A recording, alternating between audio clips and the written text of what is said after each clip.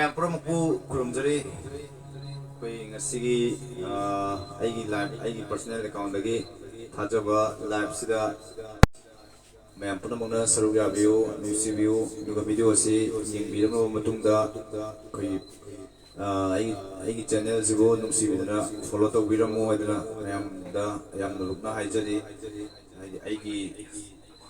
channel, Mayam nungsibiduna, Matunda. Aisu mutang mayamgi thougal mapung phana tawba ngamba tisamo jage habesigisu mayamda thamjage koi lan manung moibanina hanbada thamjaning basi koi lebang nung moi sai gumba thougal tawjage aina phaba khara phajaba khara haitare loina number oina asigi lan jina hojik ohel liba koi reicha parja mayam sida thol liba thengnari ba awaba mayam se koi Kamain Torga, Technagadage, Kamain Torga, Koi, Mayok Nagadage, Habasigi Matandasu, Mayam Gawari Saningi, Mayam interaction to Janingi, Duga Hojujixi, and one of Ainangasi, Lapsi, Sumaya Lap Taba, who the Ibasi, the same Mugidi, Yamna Waba, Henmalak Padagi, Koi, Singamate 60 site to suggest nothing but of Virakanda, Sumaya Lap Tabi, Wakalon Chilak Chakivani. Asing lanjel amdaga de ay sumaina life lakcharam da basu yai hadi aigi profession sidagi lakchaba aigi income haigadra resource tuna adum ai ngamna bokhona mayam ai wa jengang muda microphone da wonjala ngang da ba ya da ni na mai se kitang lai tok jare waro biroi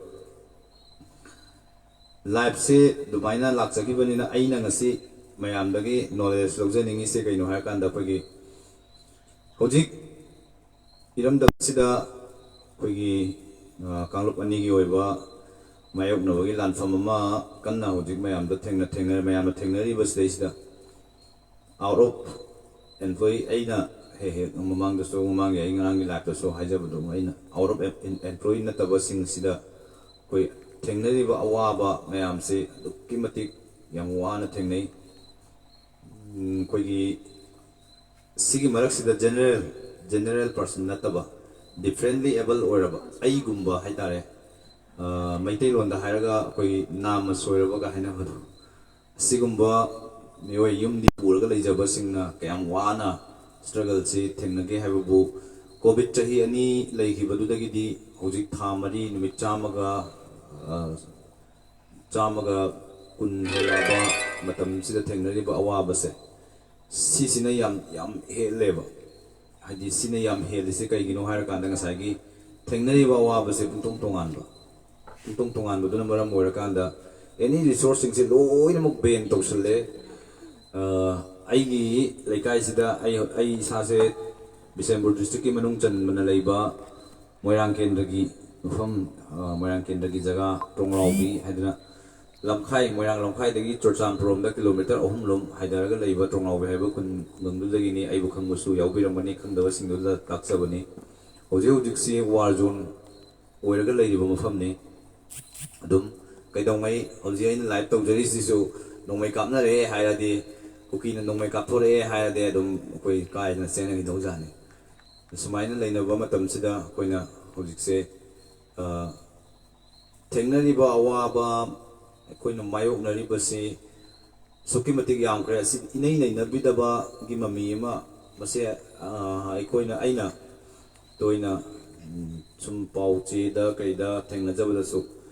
kunja sing war zone area da leiriba natragana ekoi maitai hariba maitai kunja sing sida kari awana thengnari ge haibasigi matangda natragana adugi awaba mafam duda leiriba kunja sing kundingak taba yadaba nupa war zone hadik war zone oiriba area not only for tongraubi khatana te ko haijaise aina ai tongraubi da leijarubi tongraubi sum panjabagi wane duga tongraubi khatana te Serau sunu OBI, kadang ban som kautublom do OBI, sekmai rom OBI, dagi dolai thabi OBI, irang thoi ba jaga sing haitare, lengang tabi, lengobi, kumbi, som nakan lei basigi mafam do OBI, yum di thado ga chatpangam daba, yum di mai thadri banina, yum su nungsibagi sang da basu ya daba, aduga yum da leina,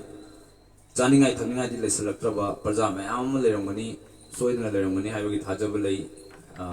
Sigi da makta kanana initiative lobirige kanana masi yingsin birige hai bese sum khalak pamatam da tongan ba akang hai kaya amarasu paukta kaya ama pibirei doidu da aina ngamjaba haitare aina ngamjaba contribution se kai na tawba yage mayam dagi na kari knowledge tawba yage thirakpada aigi page ama sema kanda aigi page ama sema ga sumana live tharaga mayam da dugi awaba su phungdokse kanagumba nungsibiba pukchel chawba so dum leramba yai kaina mayam na suggest mathang tawnarakpadagi tasengudi yam ikai kaina live se lakjabani do sum thagrabani haitare amu koigi live se hojal lurabani na handok pangamdana kitang ngarang sound nungai te habda na sai sound je kamai tawba yagadage na microphone ga se koiti thina dana tawga dumaina live se arrange tawjabani mayam soigi balan gi bayawr su ngakpigani wari ngakta su tawduna su leire hujikse hawdok chaba oina basi matem ko kungjage mayam soigi balan gi bayawr su ngakpina ba haijari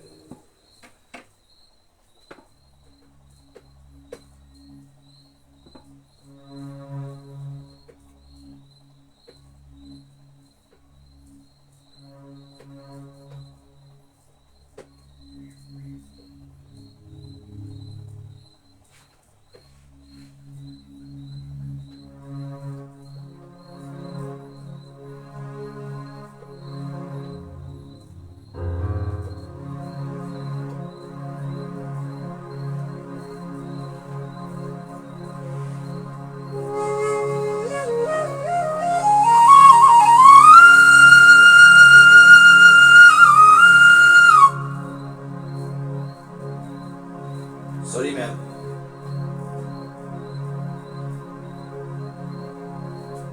Hello, chick. Hello, chick.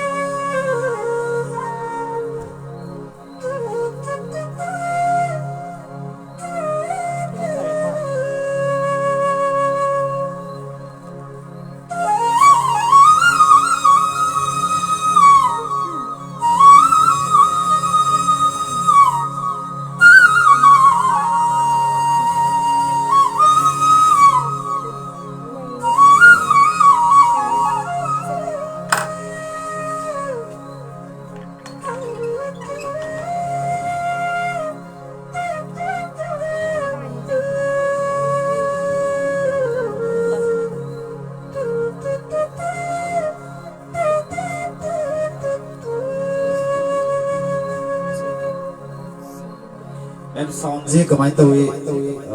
kamai tawge so haibiu sound je nungai te sound du tabda nungai te haibu chingba yawi aga so dum comment dai biu na haijage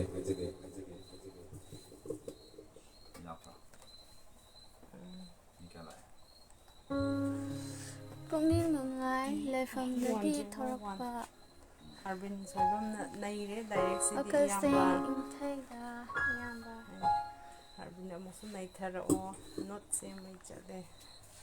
Arvin subamna naire haibire yam sibina ne ai busu yam sibiba luna tawbiba support yam tawbiba ne thank you inaw na naire hairabina mayam na naire haidasu inaw na hairadi sinaw ta hainera lore adai singjamai 360 na pukning nungsi singjamai 360 lanfamdagi thorakpa mayek ne pukning nungsi lanfamdagi thorakpa mayek ne takpirappa thank you dagi Alex Khangyambam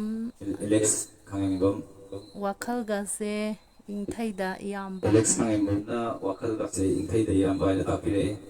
itaboy biyo wakhal Arvin na sound kem tawde sound kem tawde habirappa yam nungai jai leita semjoba sound ne Rajesh Pukhrambam yai bro thank you Frina Devi na taba adum nungaye thank you Irina ichan Irina na taba nungai takpirappa yam nungai jai de makadam hodaro yai mayam ꯏꯁꯩꯁꯦ ꯍꯧꯗꯣꯛꯄꯁꯦ ꯀꯔꯤ ꯏꯁꯩ ꯈꯣꯡꯁꯤꯒꯦ ꯑꯗꯨꯝꯇꯪꯒ ꯍꯥꯏꯕꯤꯔꯛꯑꯣ ꯑꯗꯨꯒ ꯏꯁꯩ ꯍꯧꯔꯁꯦ ꯑꯗꯨꯒ ꯉꯁꯥꯏꯒꯤ ꯃꯇꯥꯡ ꯑꯩꯅ ꯊꯝꯖꯕ ꯇꯣꯄꯤꯛꯇꯨꯃꯁꯨ ꯃꯌꯥꯝ ꯑꯃꯨꯛꯇꯪꯒ ꯔꯤꯃꯥꯏꯟ ꯇꯧꯖꯒꯦ ꯍꯧꯖꯤꯛ ꯑꯩꯈꯣꯏ ꯌꯥꯝ ꯀꯟꯅ ꯋꯥꯅꯔꯤꯉꯩ ꯃꯇꯝꯁꯤꯗ ꯃꯌꯥꯝꯒꯤ ꯑꯣꯏꯕ ꯁꯖꯦꯁ ꯍꯧꯖꯤꯛ ꯂꯩꯔꯤꯕ ꯈꯨꯟꯖꯥꯁꯤꯡꯁꯤꯅ ꯊꯦꯡꯅꯔꯤꯕ ꯑꯋꯥꯕꯁꯤꯗ ꯃꯌꯥꯝꯅ ꯑꯩꯈꯣꯏ ꯀꯔꯤ ꯁꯖꯦꯁ ꯇꯧꯕꯤꯅꯤꯡꯕꯒꯦ ꯍꯥꯏꯕꯗꯨꯁꯨ ꯃꯌꯥꯝꯗꯒꯤ ꯁꯖꯦꯁ ꯇꯧꯕꯤꯔꯝꯃꯨ ꯅꯣꯂꯦꯖ ꯑꯣꯏꯍꯧꯅꯕ ꯃꯤ ꯌꯥꯝꯃꯒ ꯑꯩꯈꯣꯏꯒꯤ ꯃꯤ ꯌꯥꯝꯃꯛꯄꯒꯤ ꯃꯇꯨꯡ ꯏꯟꯅ ꯋꯥꯁꯦ ꯃꯌꯥꯝ ꯇꯥꯔꯀꯥꯟꯗ ꯀꯣꯛꯇ ꯇꯣꯉꯥꯟꯕ ꯑꯦꯅꯥꯂꯥꯏꯁ ꯑꯃ ꯇꯧꯔꯀꯥꯟꯗ ꯑꯩꯈꯣꯏ ꯂꯝꯕꯤ ꯑꯃ ꯐꯪꯉꯛꯄꯁꯨ ꯌꯥꯏ ꯍꯥꯏꯅ ꯍꯥꯏꯖꯒꯦ ꯕꯨꯡꯉꯣ ꯅꯤꯉꯣꯝꯕꯝ ꯄꯨꯛꯅꯤꯡ ꯍꯨꯅ ꯅꯤꯡꯊꯤꯖꯩ ꯏꯌꯥꯝꯕ ꯀꯨꯀꯤꯃꯌꯨꯝ ꯀꯨꯀꯤꯂꯥ ꯍꯥꯎꯀꯤꯞ ꯏꯌꯥꯝꯕꯁꯦ ꯏꯌꯥꯝꯕ ꯂꯞ ꯏꯃꯣꯖꯤꯁꯦ ꯌꯥꯝ ꯅꯨꯡꯁꯤꯌꯦ ꯊꯦꯡꯛ ꯌꯨ ꯕꯨꯡꯉꯣ ꯅꯤꯉꯣꯝꯕꯝ ꯀꯤꯡꯁꯇꯣꯟ ꯃꯩꯇꯩ ꯏꯃꯥ ꯂꯩꯕꯥꯛ ꯁꯩꯊꯥꯕ ꯑꯝꯇ ꯍꯣꯏ ꯈꯣꯡꯕꯤꯔꯛꯑꯣ ꯍꯣꯏ ꯏꯃꯥ ꯂꯩꯕꯥꯛꯁꯦ ꯊꯥꯕ ꯏꯁꯩ ꯈꯣꯡꯁꯦ ꯀꯤꯕꯣꯔꯗ ꯅꯠꯇꯕꯤꯗ ꯀꯤꯕꯣꯔꯗ ꯅꯠꯇꯕꯤꯗ ꯈꯣꯡꯁꯦ ꯏꯃꯥ ꯂꯩꯕꯥꯛꯁꯦ ꯊꯥꯕ ꯏꯁꯩ ꯈꯣꯡꯖꯒꯦ ꯃꯤ ꯈꯤꯇꯪ ꯌꯥꯝꯃꯒ ꯃꯤ ꯚꯥꯕꯣꯛ ꯌꯥꯝꯃꯒꯅ ꯏꯁꯩꯁꯦ ꯈꯣꯡꯕꯗ ꯅꯨꯡꯉꯥꯏꯗꯅꯀꯣ ꯑꯗꯒꯤ ꯁꯟꯇꯣꯁ ꯌꯨꯝꯅꯥꯝꯅ ꯇꯣꯔꯩ ꯏꯁꯩꯗꯣ ꯑꯝꯇ ꯋꯥꯔꯧꯕꯤꯔꯣꯏ ꯁꯟꯇꯣꯁ ꯌꯨꯝꯅꯥꯝ ꯇꯣꯔꯩ ꯏꯁꯩ ꯍꯥꯏꯕꯤꯔꯛꯄꯗꯣ ꯑꯩꯈꯣꯏ ꯍꯧꯖꯤꯛꯁꯤ ꯂꯥꯟ ꯃꯅꯨꯡꯅꯤꯅ ꯅꯨꯡꯁꯤ ꯅꯨꯡꯉꯣꯜꯒꯤ ꯔꯣꯃꯥꯟꯇꯤꯛ ꯁꯣꯡꯒꯨꯝꯕꯁꯤꯗꯤ ꯑꯩꯈꯣꯏ ꯈꯤꯇꯪ ꯂꯥꯞꯊꯣꯛꯅ ꯂꯩꯃꯤꯟꯅꯁꯤ ꯍꯥꯏꯗꯅ ꯍꯥꯏꯖꯒꯦ ꯑꯩꯈꯣꯏ ꯂꯩꯕꯥꯛꯁꯤ ꯑꯩꯈꯣꯏꯅ ꯍꯧꯖꯤꯛ ꯇꯧꯖꯔꯤꯁꯤ ꯇꯁꯦꯡꯕꯗꯤ ꯇꯧꯐꯝꯗꯤ ꯊꯣꯛꯇꯕꯅꯤ ꯑꯗꯨꯕꯨ ꯉꯥꯏꯍꯥꯛ ꯑꯋꯥꯕ ꯄꯣꯊꯥꯕꯤꯔꯨꯕ ꯑꯋꯥꯕ ꯄꯣꯊꯥꯅꯤꯡꯕ ꯂꯥꯟꯒꯤ ꯋꯥꯈꯜ ꯆꯣꯏꯔꯨꯕ ꯋꯥꯈꯜꯗ ꯂꯥꯟꯒꯤ ꯃꯩꯁꯥ ꯂꯥꯡꯉꯨꯕꯁꯤꯡꯗꯣ ꯉꯥꯏꯍꯥꯛꯇꯪ ꯇꯧꯔꯁꯨ ꯏꯪꯊꯔꯒ ꯂꯩꯕ ꯌꯥꯒꯗ꯭ꯔꯥ ꯈꯟꯖꯗꯨꯅ ꯃꯌꯥꯝꯒꯤ ꯊꯕꯛ ꯇꯧꯖꯕꯅꯤ ꯂꯩꯕꯥꯛ ꯅꯨꯡꯕ ꯏꯁꯩꯒꯨꯝꯕ ꯑꯩꯅ ꯑꯈꯪꯕ ꯈꯣꯡꯖꯒꯦ ꯈꯪꯗꯕꯗꯨꯗꯤ ꯑꯩꯁꯨ ꯈꯣꯡꯕ ꯍꯩꯔꯣꯏ ꯏꯅꯥꯎꯆꯥ ꯑꯣꯏꯅꯥꯝ ꯄꯨꯛꯅꯤꯡ ꯅꯨꯡꯁꯤ ꯍꯧꯖꯤꯛꯀꯤ ꯏꯁꯩꯗꯣ ꯕ꯭ꯔꯣꯏ ꯍꯧꯖꯤꯛꯀꯤꯗꯨ ꯏꯁꯩ ꯅꯠꯇꯦ ꯑꯩꯅ ꯁꯨꯝ ꯑꯩꯈꯣꯏꯒꯤ ꯋꯥꯈꯜꯗ ꯌꯥꯀꯥꯏꯔꯣꯜꯒꯤ ꯇꯥꯏꯞꯇ ꯈꯣꯡꯖꯕꯅꯦ ꯏꯁꯩꯃꯛꯇꯤ ꯅꯠꯇꯦ ꯑꯗꯒꯤ ꯖꯌꯥꯟꯇ ꯀꯩꯅꯣ ꯀꯃꯦꯟꯁꯦ ꯁꯔꯥꯡꯊꯦꯝ ꯅꯥꯀꯜ ꯑꯃꯗꯒꯤ ꯄꯥꯕꯤꯔꯛꯄꯅꯦ ꯑꯩꯅ ꯀꯃꯦꯟ ꯄꯥꯔꯛꯄꯁꯤꯗꯤ ꯇꯥꯕꯤꯔꯝꯃꯔꯣꯏ ꯑꯩꯅ ꯈꯟꯕꯗ ꯃꯤꯡ ꯄꯜꯂꯛꯇꯦ ꯍꯥꯏꯅ ꯋꯥꯔꯧꯕꯤꯔꯣꯏ ꯁꯤꯒꯤꯗꯃꯛꯇ ꯑꯩꯒꯤꯁꯦ ꯈꯤꯇꯪ ꯂꯥꯏꯔꯅ ꯁꯤꯟꯖꯕ ꯂꯥꯏꯐ ꯑꯣꯏꯕꯅꯤꯅ ꯃꯤꯛꯁꯔ ꯌꯥꯎꯗꯕ ꯑꯗꯨꯗꯨꯅꯤ ꯑꯩ ꯀꯤꯕꯣꯔꯗꯁꯤꯗ ꯊꯤꯟꯖꯔꯒ ꯁꯦꯝꯖꯕꯅꯤ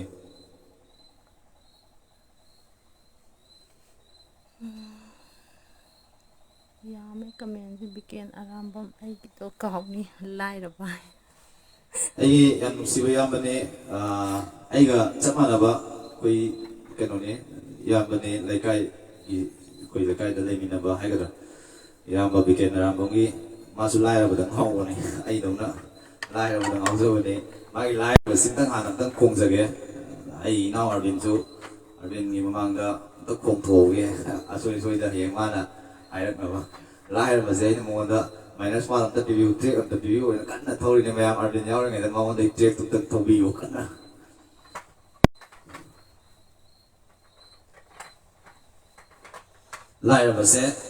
ꯂꯥꯏꯔꯕ ꯈꯣꯡꯁꯦ ꯂꯥꯏꯔꯕ ꯏꯁꯩꯁꯦ ꯑꯝꯇꯪ ꯈꯣꯡꯖꯒꯦ ꯑꯩꯅꯁꯨ ꯌꯥꯝ ꯄꯥꯝꯖꯕ ꯑꯣꯏꯕꯒ ꯏꯌꯥꯝꯕ ꯕꯤꯀꯦꯟ ꯑꯔꯥꯝꯕꯝꯗ ꯏꯁꯩꯁꯤꯃ ꯍꯥꯟꯅ ꯗꯦꯗꯤꯀꯦꯠ ꯇꯧꯖꯒꯦ ꯑꯗꯨꯒ ꯑꯩꯈꯣꯏꯒꯤ ꯉꯁꯤꯁꯦ ꯃꯤ ꯈꯤꯇꯪ ꯌꯥꯝꯃꯛꯑꯀꯥꯟꯗ ꯍꯥꯏꯇꯥꯔꯦ ꯉꯔꯥꯡ ꯑꯩꯅ ꯁꯤꯡꯒꯃꯩ 360ꯗ ꯂꯥꯏꯚ ꯇꯧꯖꯕ ꯑꯗꯨꯗ ꯑꯩꯕꯨ ꯅꯨꯡꯁꯤꯕꯤꯗꯨꯅ ꯃꯇꯦꯡ ꯄꯥꯡꯕꯤꯔꯛꯄ ꯏꯆꯤꯜ ꯏꯅꯥꯎ ꯈꯔ ꯌꯥꯎꯋꯦ ꯑꯩꯅ ꯃꯤꯡ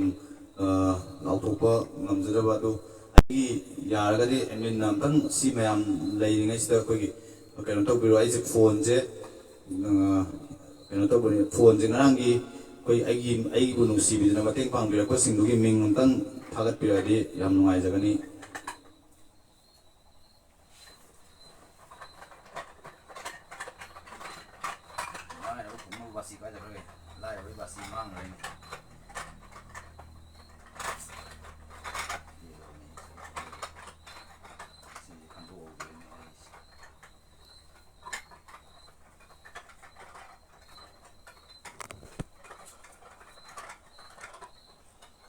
ꯃꯌꯥꯝꯕꯁꯤ ꯑꯝꯇꯪ ꯊꯤꯖꯒꯦ ꯑꯗꯨꯒ ꯂꯥꯏꯔꯕ ꯏꯁꯩꯁꯦ ꯑꯝꯇ ꯈꯨꯝꯖꯒꯦ ꯀꯃꯦꯟ ꯂꯥꯜꯂꯦ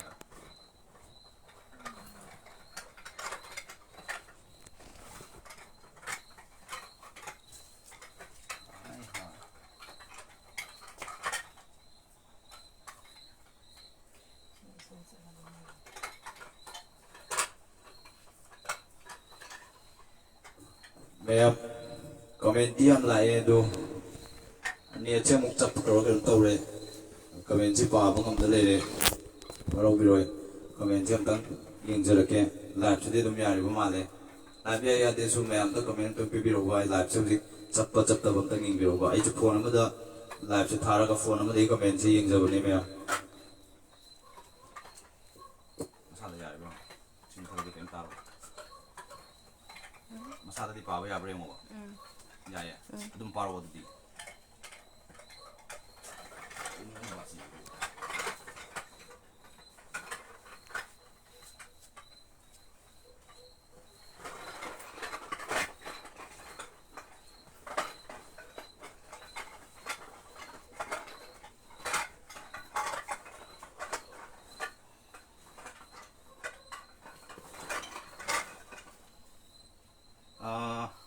ꯃꯌꯥꯝ ꯀꯩꯅꯣꯁꯦ ꯑꯝꯇꯪ ꯂꯥꯏꯚꯁꯦ ꯆꯠꯄꯤ ꯆꯠꯇꯦ ꯑꯝꯇꯪ ꯍꯥꯏꯕꯤꯔꯛꯎꯕ ꯃꯌꯥꯝ ꯄ꯭ꯂꯤꯖ ꯑꯗꯨꯒ ꯑꯩ ꯂꯥꯏꯔꯕꯁꯦ ꯈꯣꯡꯖꯔꯒꯦ ꯂꯥꯏꯚ ꯀꯩꯝ ꯇꯧꯗꯦ ꯍꯧꯔꯁꯦ ꯂꯥꯏꯔꯕ ꯍꯧꯔꯁꯦ ꯑꯗꯨꯗꯤ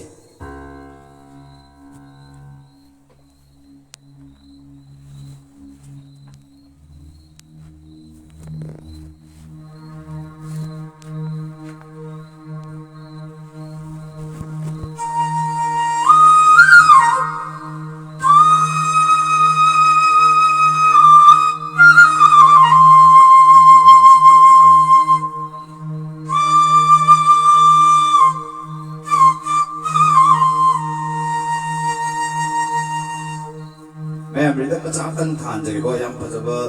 ꯐꯖꯕꯗꯤ ꯅꯠꯇ꯭ꯔꯦ ꯔꯤꯗꯝꯁꯦ ꯔꯤꯗꯝ ꯃꯆꯥ ꯑꯃꯈꯛ ꯊꯥꯔꯒ ꯈꯣꯡꯕꯗꯨꯅ ꯅꯨꯡꯉꯥꯏꯗꯧ ꯃꯥꯜꯂꯦ ꯔꯤꯗꯝ ꯃꯆꯥ ꯑꯃꯈꯛꯇꯪ ꯊꯥꯟꯖꯒꯦ ꯋꯥꯔꯧꯕꯤꯔꯣꯏ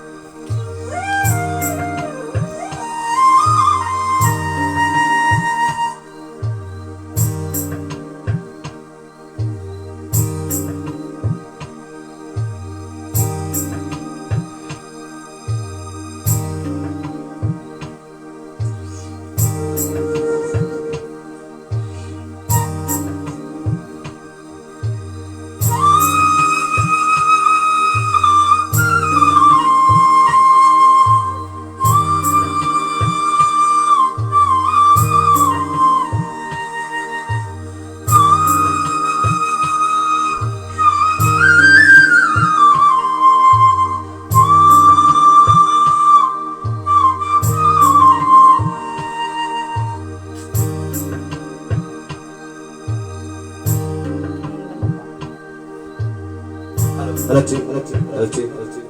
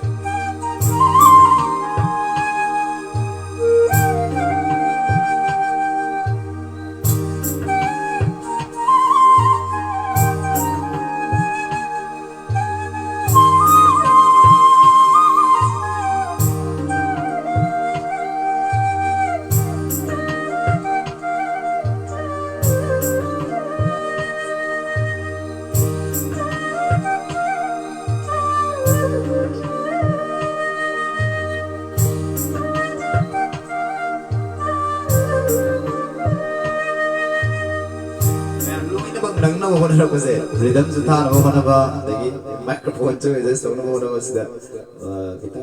ꯈꯤꯇꯪ ꯗꯤꯁꯇꯔꯕ ꯇꯧꯔꯦ ꯋꯥꯔꯧꯕꯤꯔꯣꯏ ꯋꯥ ꯉꯥꯡꯉꯤꯉꯩ ꯃꯅꯨꯡꯁꯤꯗ ꯉꯁꯥꯏꯒꯤ ꯕꯥꯁꯤꯒꯤ ꯏꯀꯣꯁꯦ ꯑꯗꯨꯝ ꯊꯥꯕꯗ ꯐꯔꯛ ꯇꯥꯕ ꯑꯗꯨꯝ ꯁꯦꯝꯗꯣꯛ ꯁꯦꯝꯖꯤꯟ ꯇꯧꯅꯕ ꯍꯣꯠꯅꯕꯗ ꯈꯤꯇꯪ ꯃꯌꯥꯝꯗ ꯗꯤꯁꯇꯔꯕ ꯇꯧꯔꯦ ꯍꯥꯏꯇꯥꯔꯦ ꯑꯩꯒꯤ ꯇꯧꯕꯁꯤ ꯈꯤꯇꯪ ꯃꯄꯨꯡ ꯐꯥꯗ꯭ꯔꯦ ꯍꯥꯏꯅ ꯂꯧꯖꯒꯦ ꯏꯁꯥꯅ ꯌꯥꯖꯩ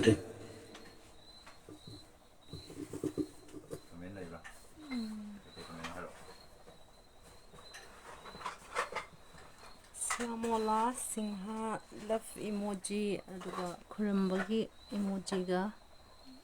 ꯑꯗꯩ ꯃꯩꯇꯩ ꯆꯅꯨ ꯏꯆꯟ ꯁꯨꯔꯁꯦ ꯏꯕꯨꯡ ꯅꯨꯡꯁꯤ ꯁꯣꯃꯣꯂꯥ ꯁꯤꯡꯍꯥ ꯍꯥꯏꯕ꯭ꯔꯣ ꯍꯧꯖꯤꯛꯀꯤꯗꯣ ꯊꯦꯡꯛ ꯌꯨ ꯃꯩꯇꯩ ꯆꯅꯨ ꯏꯆꯜ ꯁꯨꯔꯁꯦ ꯅꯨꯡꯁꯤ ꯇꯥꯛꯄꯤꯔꯛꯄ ꯌꯥꯝ ꯅꯨꯡꯉꯥꯏꯖꯩ ꯊꯦꯡꯛ ꯌꯨ ꯀꯤꯡꯁꯇꯣꯟ ꯃꯩꯇꯩ ꯀꯤꯡꯁꯇꯣꯟ ꯃꯩꯇꯩ ꯑꯉꯝꯕ ꯂꯥꯟꯗꯁꯨ ꯄꯥꯡ ꯏꯌꯥꯝꯕꯗꯁꯨ ꯌꯥꯝꯕ ꯌꯥꯝꯗꯕ ꯊꯤꯗꯅ ꯍꯥꯞꯆꯈꯤꯕꯅꯤ ꯏꯃꯥ ꯂꯩꯕꯥꯛꯅ ꯌꯥꯏꯐꯔꯦ ꯇꯦꯛꯇ ꯀꯥꯏꯗꯕ ꯀꯤꯡꯁꯇꯣꯟ ꯍꯥꯏꯕ꯭ꯔꯣ ꯍꯧꯖꯤꯛꯀꯤꯗꯣ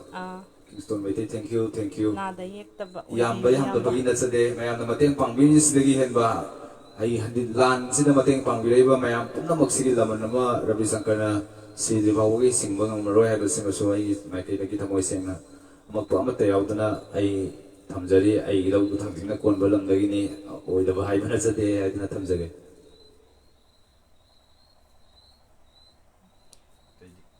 ꯃꯩꯇꯩ ꯆꯅꯨ ꯏꯆꯟ ꯃꯩꯇꯩ ꯆꯅꯨ ꯏꯆꯜ ꯈꯨꯕꯥꯛ ꯄꯨꯔꯛꯏꯕ ꯀꯣꯔꯥꯛ ꯈꯨꯕꯤꯔꯛꯄ ꯊꯦꯡꯛ ꯌꯨ ꯑꯗꯩ ꯃꯈꯥ ꯑꯗꯨꯝ ꯈꯔ ꯈꯣꯡꯉꯣ ꯃꯤ ꯀꯌꯥꯃꯨꯛ ꯂꯩ 81 ꯑꯃꯨꯛ ꯊꯣꯛꯄ ꯑꯃꯨꯛ ꯆꯪꯕ ꯑꯗꯨꯝ ꯂꯩꯔꯤ ꯊꯣꯃꯥꯁ ꯑꯣꯀ꯭ꯔꯝ ꯌꯥꯝ ꯐꯖꯕ ꯑꯋꯥꯠꯄ ꯂꯩꯇ꯭ꯔꯕ ꯐꯖꯕ ꯅꯨꯡꯁꯤꯕ ꯃꯌꯥꯝꯅ ꯄꯨꯟꯁꯤꯜꯂꯒ ꯀꯀꯥ ꯑꯃꯗꯤ ꯀꯀꯥꯒꯤ ꯅꯨꯡꯁꯤꯕ ꯁꯨꯔꯅꯤ ꯃꯄꯨꯡ ꯐꯥꯗꯦ ꯍꯥꯏꯗꯣ ꯍꯥꯏꯕꯤꯒꯅꯨ ꯊꯣꯃꯥꯁ ꯑꯣꯀ꯭ꯔꯝꯅ ꯌꯥꯝ ꯐꯖꯕ ꯃꯄꯨꯡ ꯐꯥꯕꯅꯦꯅ ꯇꯥꯛꯄꯤꯔꯛꯑꯦ ꯊꯦꯡꯛ ꯌꯨ ꯀꯀꯥ ꯀꯧꯕꯤꯔꯛꯑꯦ ꯑꯉꯥꯡ ꯑꯣꯏꯔꯝꯗꯧ ꯃꯥꯜꯂꯦ ꯊꯦꯡꯛ ꯌꯨ ꯏꯆꯥ ꯍꯥꯏꯖꯔꯒꯦ ꯊꯦꯡꯛ ꯌꯨ ꯏꯆꯥ ꯐꯥꯎꯕ ꯌꯥꯎꯅ ꯑꯩꯕꯨ ꯅꯨꯡꯁꯤꯕꯤꯕꯒꯤ ꯁꯞꯄꯣꯔꯠ ꯇꯧꯕꯤꯕꯒꯤ ꯀꯣꯃꯦꯟ ꯄꯤꯕꯤꯔꯛꯄ ꯍꯥꯏꯅꯤꯡꯉꯥꯏ ꯂꯩꯇꯅ ꯊꯥꯒꯠꯆꯔꯤ ꯄ꯭ꯔꯦꯃꯥꯅꯟꯗ ꯅꯤꯉꯣꯝꯕꯝ ꯑꯣꯖꯥ ꯇꯣꯔꯩ ꯐꯤꯂꯝꯒꯤꯗꯣ ꯃꯇꯦꯛ ꯄ꯭ꯔꯦꯃꯥꯅꯟꯗ ꯅꯤꯉꯣꯝꯕꯝ ꯋꯥꯔꯧꯕꯤꯅꯨ ꯇꯣꯔꯩ ꯐꯤꯂꯝꯒꯤ ꯏꯁꯩ ꯈꯟꯕꯤꯔꯛꯄ ꯑꯩꯅ ꯉꯁꯥꯏꯁꯨ ꯃꯃꯥꯡꯗ ꯊꯝꯖꯕꯗꯨ ꯌꯥꯔꯤꯕ ꯃꯈꯩꯗꯤ ꯑꯩꯈꯣই ꯔꯣꯃꯥꯟꯇꯤꯛ ꯁꯣꯡꯗ ꯋꯥꯈꯜ ꯀꯌꯥ ꯂꯨꯞꯁꯟꯗꯕꯤꯗ ꯏꯔꯩꯄꯥꯛ ꯅꯤꯡꯕꯒꯤ ꯑꯣꯏꯕ ꯂꯩꯕꯥꯛ ꯅꯤꯡꯕꯒꯤ ꯏꯃꯥ ꯂꯩꯕꯥꯛꯄꯨ ꯁꯩꯊꯥꯖꯕ ꯅꯠꯇ꯭ꯔꯒꯅ ꯑꯩꯈꯣꯏ ꯂꯥꯏꯅꯤꯡ ꯂꯥꯏꯁꯣꯟꯒ ꯈꯤꯇꯪ ꯃꯔꯤ ꯂꯩꯅꯕ ꯍꯥꯏꯇꯥꯔꯦ ꯁꯤꯒꯨꯝꯕꯗ ꯑꯣꯏꯅ ꯈꯔ ꯁꯨꯝ ꯆꯠꯃꯤꯟꯅꯈꯤꯁꯤ ꯑꯩꯈꯣꯏ ꯍꯧꯖꯤꯛ ꯇꯪꯗꯨ ꯂꯩꯇꯥꯕ ꯄꯨꯟꯁꯤ ꯑꯃ ꯑꯣꯏꯗꯦ ꯍꯥꯏꯅ ꯊꯝꯖꯒꯦ ꯄꯨꯝꯅꯃꯛꯀꯤ ꯑꯣꯏꯅꯅꯤ ꯍꯥꯏꯗꯤ ꯃꯅꯤꯄꯨꯔꯗ ꯂꯩꯔꯤꯕ ꯑꯩꯈꯣꯏ ꯇꯣꯡꯅꯥꯎꯕꯤ ꯑꯣꯏꯔꯦ ꯇꯣꯡꯅꯥꯎꯕꯤꯗ ꯋꯥꯔ ꯇꯧꯔꯦ ꯂꯥꯟ ꯇꯧꯔꯦ ꯍꯥꯏꯕꯅ ꯇꯣꯡꯅꯥꯎꯕꯤ ꯈꯛꯇꯪ ꯋꯥꯕ ꯅꯠꯇꯦ ꯍꯧꯖꯤꯛ ꯊꯦꯡꯅꯔꯤꯕ ꯑꯋꯥꯕꯁꯤ ꯃꯅꯤꯄꯨꯔ ꯄꯨꯝꯕꯒꯤ ꯑꯣꯏꯅ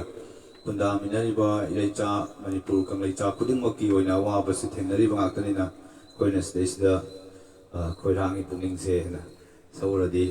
ꯃꯌꯥꯝꯒꯤ ꯃꯃꯤꯠ ꯅꯥꯔꯛꯄꯁꯨ ꯌꯥꯏ ꯅꯥꯀꯣꯡ ꯅꯨꯡꯉꯥꯏꯔꯛꯇꯕ ꯌꯥꯏ ꯑꯗꯨꯅ ꯃꯁꯤꯃꯗꯤ ꯉꯥꯛꯄꯤꯒꯅꯤ ꯍꯥꯏꯖꯒꯦ ꯑꯗꯨ ꯇꯥꯃꯣ ꯀꯦꯀꯦ ꯋꯥꯍꯦꯡꯕꯝ ꯇꯥꯃꯣ ꯀꯦꯀꯦ ꯋꯥꯍꯦꯡꯕꯝ ꯏꯅꯥꯎ ꯎꯅꯕ ꯁꯣꯏꯗꯅ ꯂꯥꯛꯀꯅꯤ ꯏꯌꯥꯝꯕꯅ ꯑꯩ ꯎꯅꯕ ꯂꯥꯛꯀꯅꯤ ꯇꯥꯛꯄꯤꯔꯛꯄ ꯌꯥꯝ ꯅꯨꯡꯉꯥꯏꯖꯩ ꯇꯥꯃꯣ ꯀꯦꯀꯦ ꯋꯥꯍꯦꯡꯕꯝ ꯑꯩꯕꯨꯁꯨ ꯌꯥꯝ ꯂꯨꯅ ꯇꯧꯕꯤꯕ ꯑꯣꯜ ꯏꯟꯗꯤꯌꯥ ꯔꯦꯗꯤꯑꯣ ꯏꯝꯐꯥꯜꯒꯤ ꯌꯥꯝ ꯉꯜꯂꯤꯉꯩꯒꯤ ꯃꯁꯛ ꯅꯥꯏꯕ ꯑꯥꯔꯇꯤꯁꯅꯤ ꯃꯁꯛ ꯅꯥꯏꯕ ꯄ꯭ꯔꯣꯒ꯭ꯔꯥꯝ ꯑꯦꯅꯥꯎꯟꯁꯔ ꯑꯣꯏꯕꯤꯔꯝꯕꯅꯤ ꯑꯗꯨꯒ ꯇꯣꯉꯥꯟ ꯇꯣꯉꯥꯟꯕ ꯄ꯭ꯔꯣꯒ꯭ꯔꯥꯝꯁꯤꯡꯗ ꯌꯥꯝꯅ ꯃꯄꯨꯡ ꯐꯥꯕ ꯑꯣꯜ ꯏꯟꯗꯤꯌꯥ ꯔꯦꯗꯤꯑꯣ ꯏꯝꯐꯥꯜꯒꯤ ꯃꯄꯨꯡ ꯐꯥꯕ ꯄ꯭ꯔꯣꯒ꯭ꯔꯥꯝ ꯑꯃ ꯑꯣꯏꯔꯛꯅꯕ ꯍꯣꯠꯅꯕꯗ ꯇꯥꯃꯣ ꯀꯦꯀꯦ ꯋꯥꯍꯦꯡꯕꯝꯒꯤ ꯑꯆꯧꯕ ꯊꯧꯗꯥꯡ ꯂꯧꯕꯤꯕꯅꯤ ꯑꯃꯁꯨꯡ ꯃꯁꯥꯁꯨ ꯏꯁꯩ ꯂꯤꯔꯤꯛꯁꯤꯁꯅꯤ ꯐꯖꯕ ꯑꯣꯖꯥ ꯀꯨꯟꯖꯕꯤ ꯍꯥꯏꯅ ꯁꯛꯄ ꯇꯣꯉꯥꯟ ꯇꯣꯉꯥꯟꯕ ꯏꯁꯩ ꯀꯌꯥ ꯑꯃ ꯇꯥꯃꯣꯒꯤ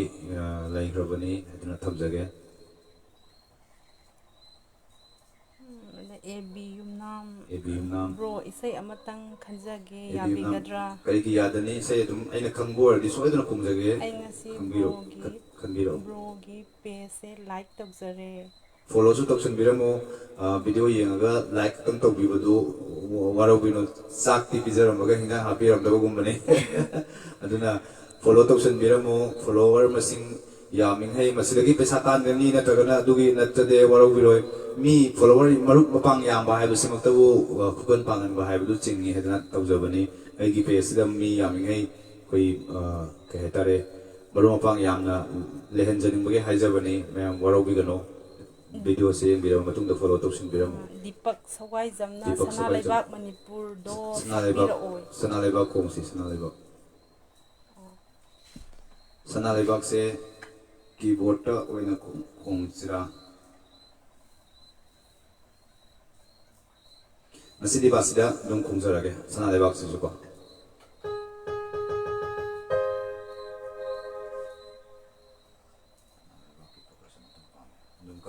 comment ta yaurba Comment taise paba nangdana sumyam chingkhatkiba yaure. phone mo window wong ta yarni password khangdraba Kang yemo tengyo yare.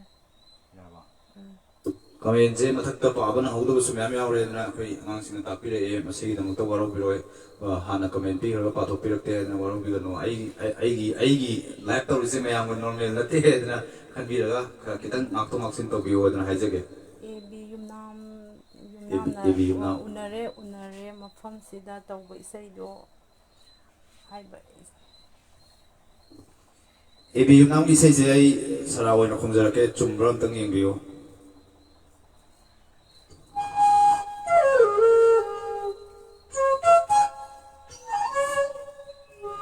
tem ka kong jage ai chu yam sang na de phaja de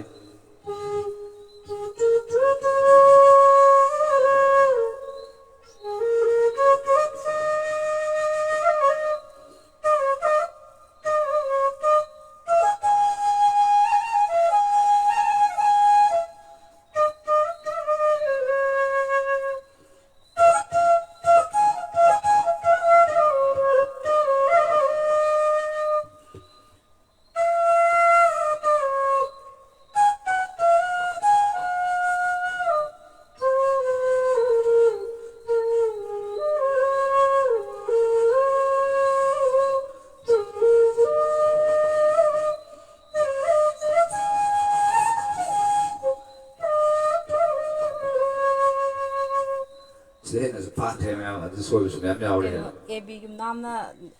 brogi leifamda koirakke haibiraon hai. AB nam ai leifamda koirakke haibir pa yam ngai je ai se Bisembur district ne moirang kendra gi manung chana leiba Tronglaubi haiba lamkhai dagi kilometer ahum haidaraga ai yum sudum main road ne dum Tronglaubi haiba kundu da bi sankar na hangda dum khangani Bungo Nithawjam ima pokna fam ima tawba basida amta hoi ma pongna pham ma soidana khong ase adu hana khong ase du tei Gita Huidromna Gita Huidrom. yamna nungsi basigi makhol tabada Ita Widrom, thank you, basi mo ko tao da puning nung si tapirak pa tagachari puning nung si badi fawiro no ano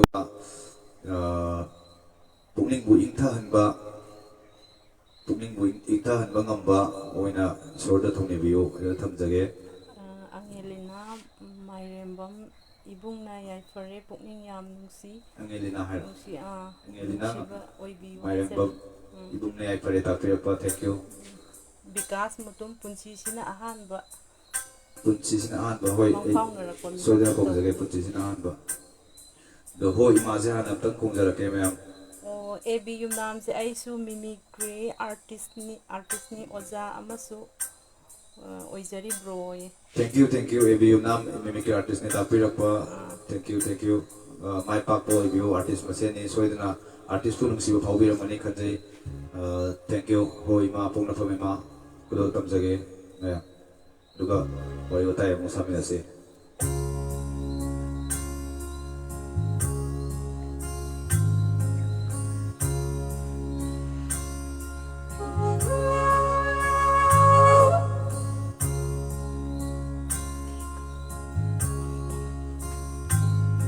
Hello, check.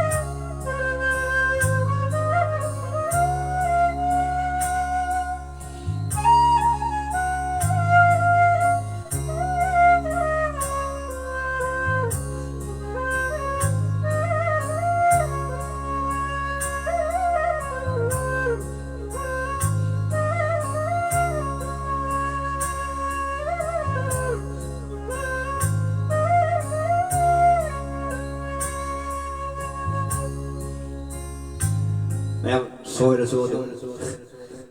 sum mayam seba tawjari niko khanbiraga ngakpiyo aduna haijage. Hello. Bungo ning thoujamna thamoi se pethare iyambagi basigi surse. Thamoi se pethare hai. Yam kanna pethagi dana mahi jano kini ko. Thank you. I really accept you bro on high. Aduba. Ebiyum nam. Ebiyum nam. Oh, thank you Ebiyum nam. Gita huidrom na. Gita huidrom. Habiyu. Ngai hak.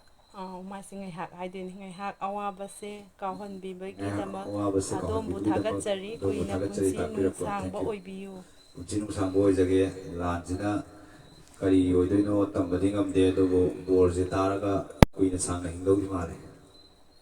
Robert Hemam, Nachai, Krang, a Sinang, Gilopta, Nacha Singi, Ikendo. So the Convira Bro, I pray. Soina Kongse Robert and Nana can be a precise Soina Kongre. Gas Mutumna, Punsisina, a hand, but Mangpawna. Because Mutungi Punsisina 100% Kongse to Ojiki Hariba, Cycling Asido Kongse. Ebiyum Namna Pazaba Hibase Carino, Mapan Tongi, Tongi Pazaba Hibado, Nate, Tamoinungi, Manung Yona Pazabaduna. Thank you. Bagi lani kuding mak yai familiar se iyam basu nanau thougal tauzari thamoi seng dai.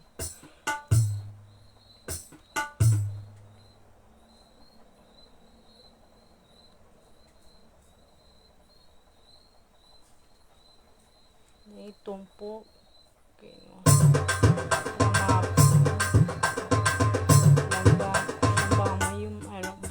talent say am na sakse tompo Roman Lasham ay gipon se kay nong tawre. Thank you.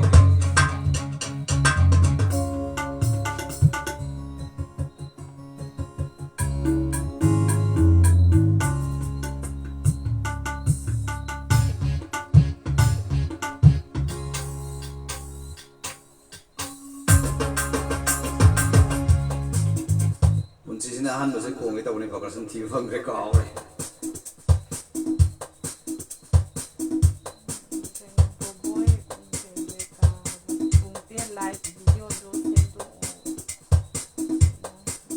Saya betul happy roh, buat tetap yang benar tuh baik again na live video tu sentuh itu. Rotate tong tak bentuk, on to.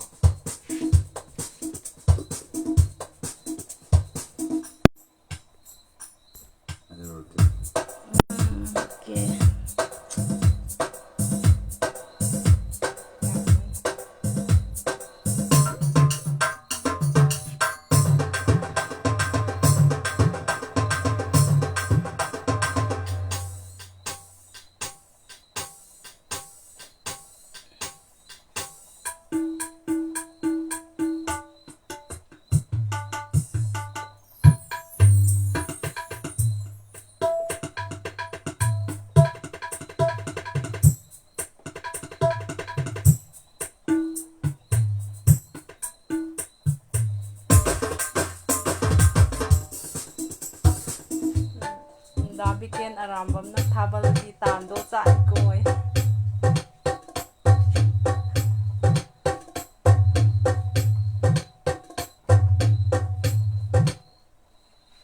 Ojiki puncisina han makan bira kodo kumjage puncisina han bado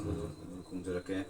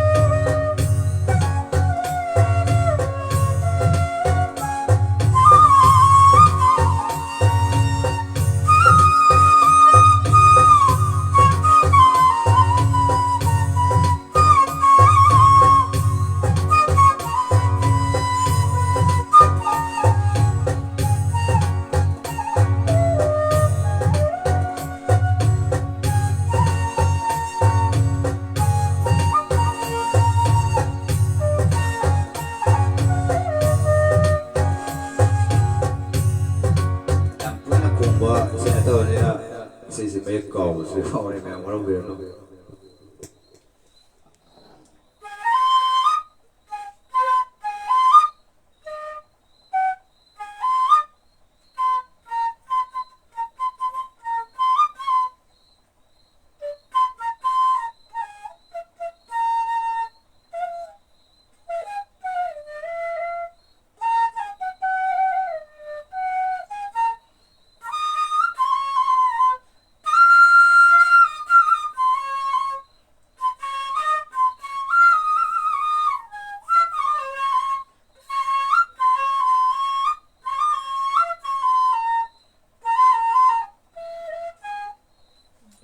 ꯕꯨꯡꯉꯣ ꯅꯤꯉꯣꯝꯕꯝꯅ ꯊꯤꯖꯔꯨꯏ ꯑꯩꯍꯥꯛꯁꯨ ꯁꯥꯟꯇꯤꯒꯤ ꯍꯧꯔꯛꯐꯝ ꯀꯗꯥꯏꯗꯅꯣ ꯑꯗꯨꯕꯨ ꯃꯥꯡꯈꯤ ꯑꯗꯨꯃꯛ ꯑꯃꯅ ꯃꯥꯏꯈꯨꯔꯤ ꯃꯥꯏꯁꯦ ꯏꯁꯩ ꯃꯌꯦꯛꯂꯣ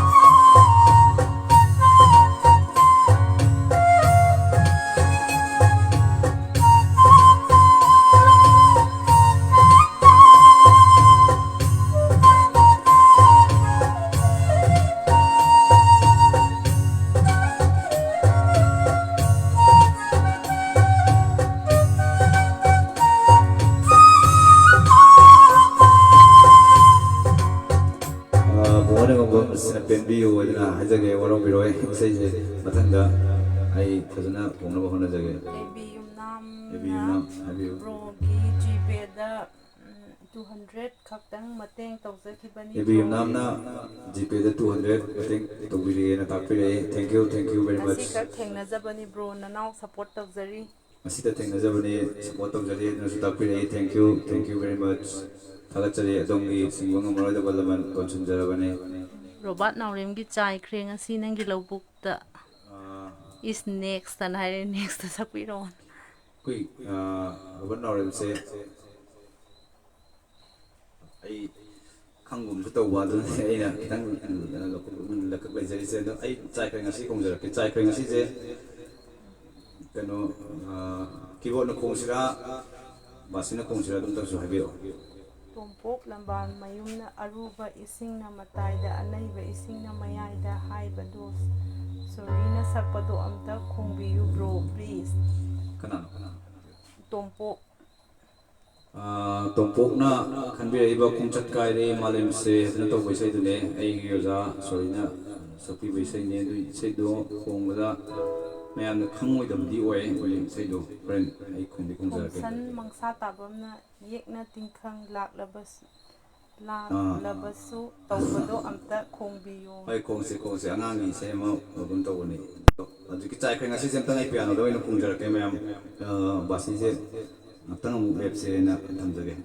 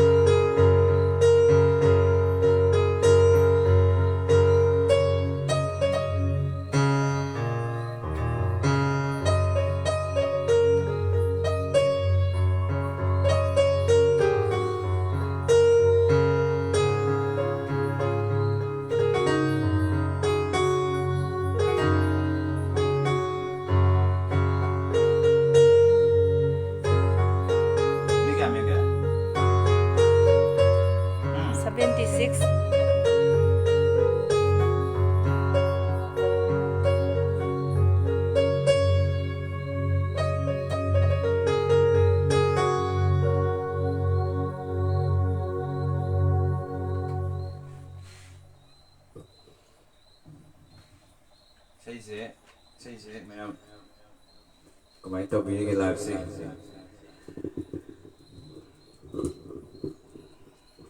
Robot hemam na pukna from imana ay pare. thank you robot himam na pok na pok mane ay fare Keno dabi keno GP number hapo haina re amta hapo.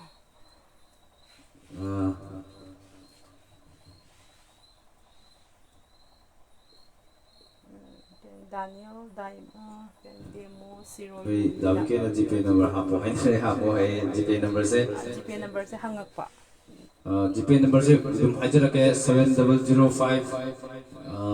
GP number se 7005 777798 ni do ai ki kanu su caption du idi jagum te to bone ai PS ki do amu hajare yam na nungsi bu se yam nungai yam si punsi se hingadra hingoidra hingadawdi malaga hingadra hingoidra khamduna lerambadagi mayamgi yam chawba cooperation ama haitare sumaina lakani thajadawa cooperation ama lakki base yam nungai punsida thajarudaba cooperation ni the hairiba punsi sida haitare lan sina maram oirakanda aina ngasai marak so haijabudu mayamda habagi lan sina maram oirakanda ekoi hingminariba furup kudingmakki oina awabase loinna thengnaba ngaktani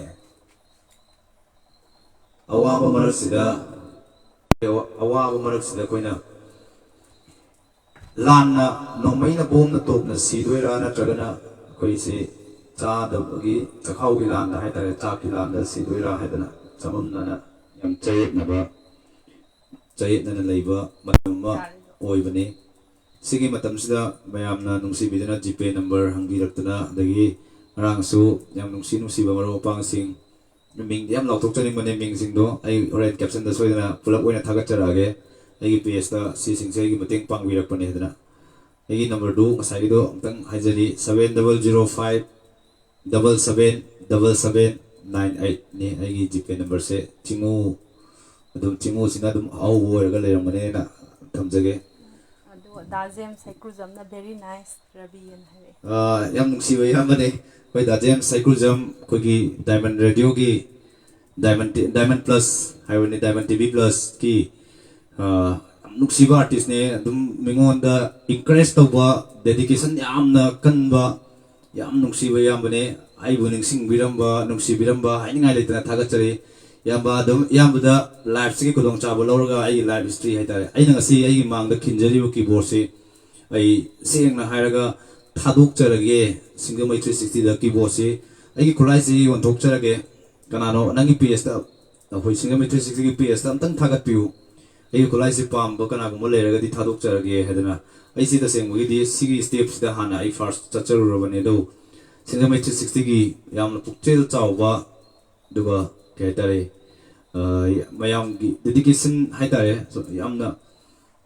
magi sincerely mana engonda yam chawba encourage ma engon tawbire kedobugino thona halise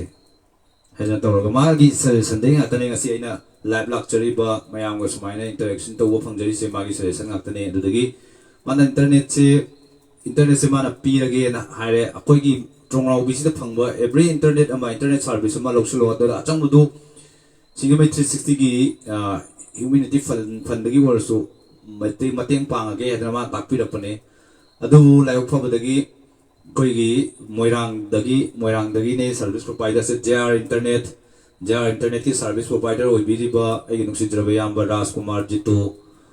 mana inaugi bu kai no hadana dumaina free of cost da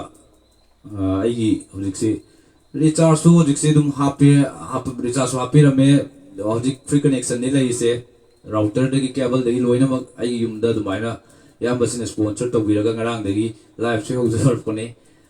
artist masen lena ai yamba jam cycle jam da sum yam so artist webnina aina sum ai live stream sa mayam do sulja hune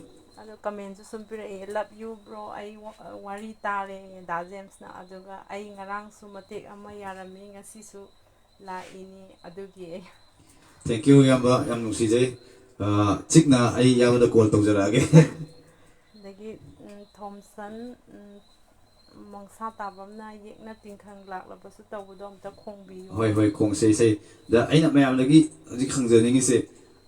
not only for ai budi hoji nungsibiduna mayam na pangal lama happy gdawgi manbagi lambi ma hoji u phangba tawre aduga marakta Roman Laishram jingu laichal haina laiye yam to make khaktang hapsa khibani thank you 200 thank you Roman Laishram na 200 amasu mateng pangbire na takpire yam thank you adong ilaman punchigi tongsinjare da James na ya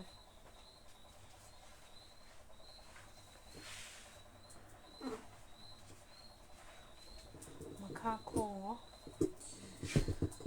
mayam da haidi aina haidaning aigi di hodik se lambi ma mayam na pibi udona hodik aigi live ta lak piri ba do ngarang single 360 gi live macha ma aigi tawjaki bu na maram wera kanda aigi hodik si mayam dagi mayam gi mateng mayam gi tengbang dagi haitare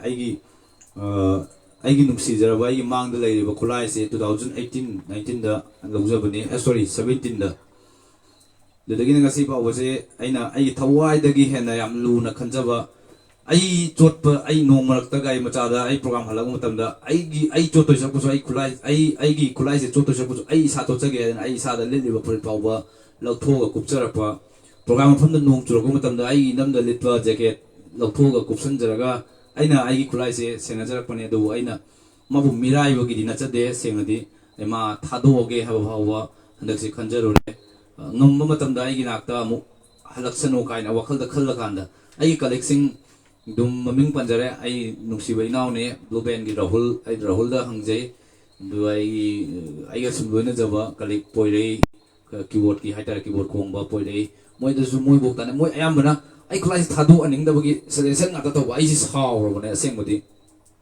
ai war si di moi na ubi da ba kana da gi no hoji mateng lo du se dum mayam chu dum ai gumba mayam ma hadi ai sumaina seng na ga ikai ba se na thairam makanda life to bungam jodaba mayam su awa budi thengna kanda mayam leram doine sigi matang da koi tang mari leina ba authority da hai ga dra na tagana cancel authority da tang lawmin na di ham nungai ga dra sung bai suggestion chu mayam gi lojani AB yumnamna keno Arvin gi lairaba tawbudom ta khongbi AB yumnamna haibi rei sai se waru bino sai se live chigi hawgal lapoda lairaba se heita khongjaki bane ando horen loisal lapoda amuka khong sira ado mayam gi mot matungina keno tor isai je tai khong ado khara su lei ba male sei kara ke se no khara hairaki bane bungoni ngombamna pari imom samu pang bungoni ngombongi pari imom samu pangan waga se dum sei khong ba ya ba se ne nungti gi khong ba se ne nungti dum taning ba si sai je mate ma pari imom samu pangan lo se mate ma khongjage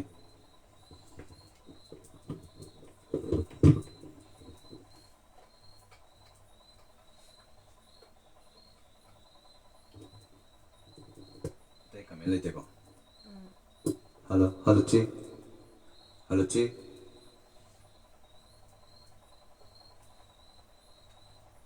Hello, Chi.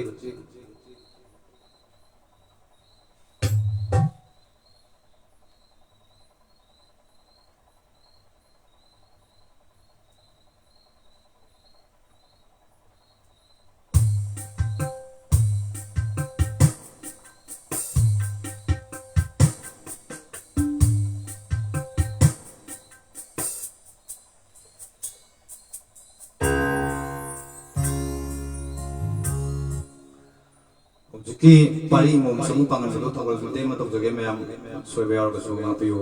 tham jage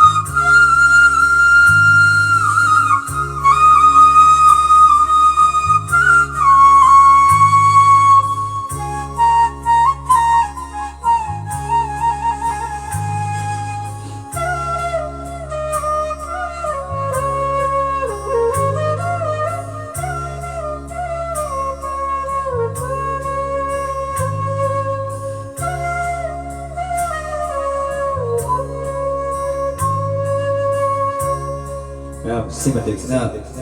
टेंबियो ना हाजगे हम नुसी बिसैने आइगुमना मपुंग फाना कुंबा eating चदे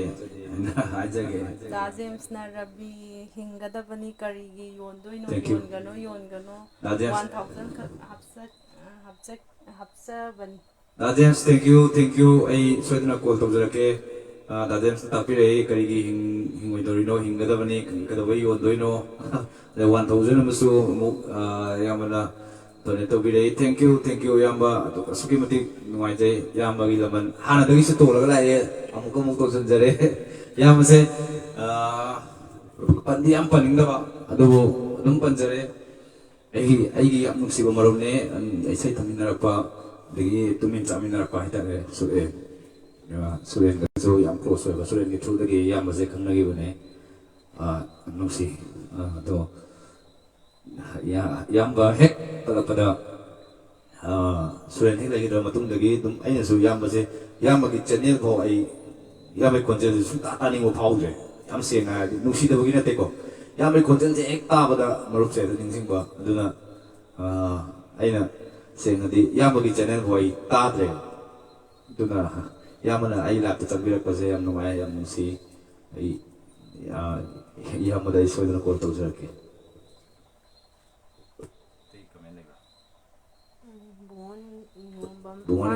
Monkey gadi ut oina boni ngobam khambi mai kal haurase ahoy monkey gani udo na khambi me kal haurase chume yam chume koi ut oina mangan be ate khambi chume kan gadabani thamjege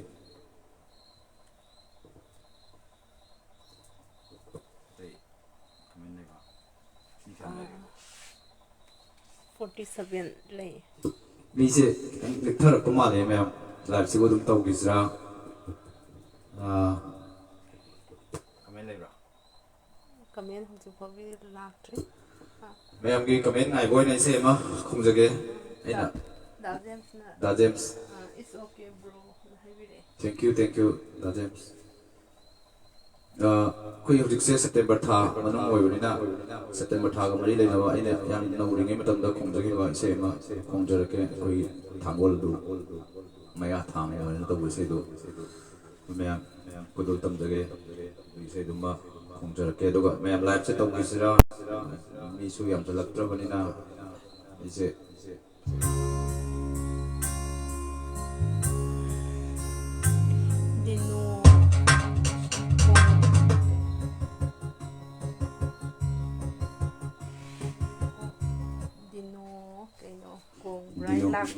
Dino Kongrai Lapam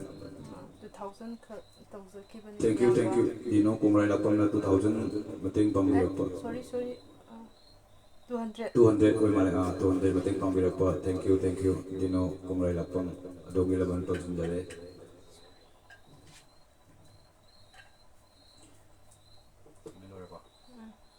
sei khumjarake ma'am thangol du me thango habai sei sentang singmina se ma'am Robinson Morang na iyamba suyendi ima sakpira kare iyamba suyendi ima to bodo sakpira waro biro ai suyendi sei di saksar roge waro biro mo sei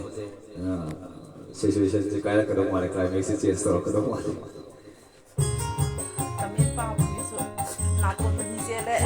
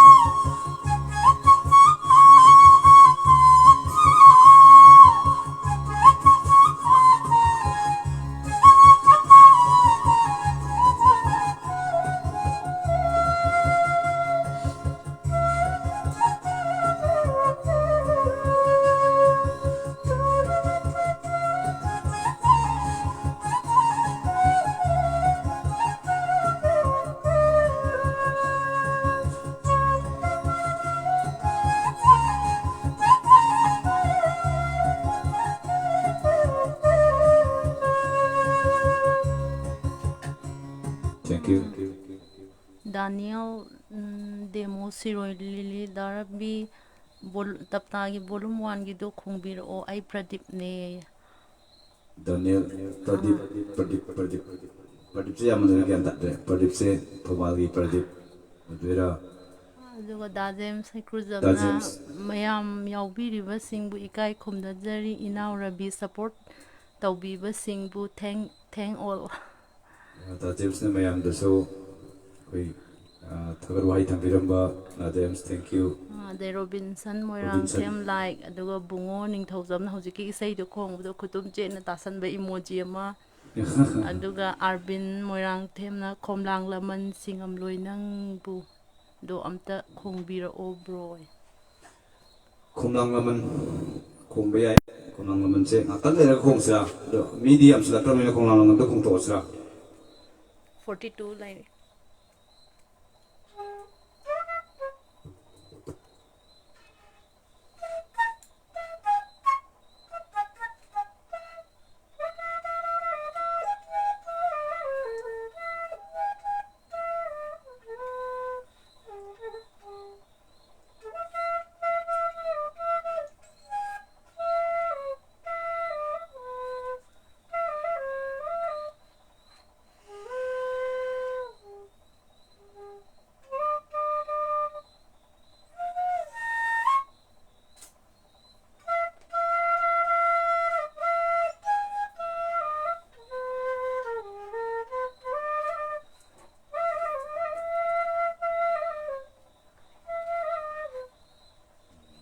Pradip se thougal ki Pradip orma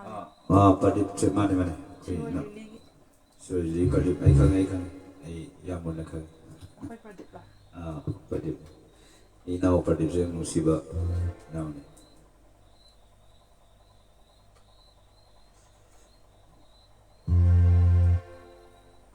khomlang laman je da khong ase duga khomlang laman je khongjarage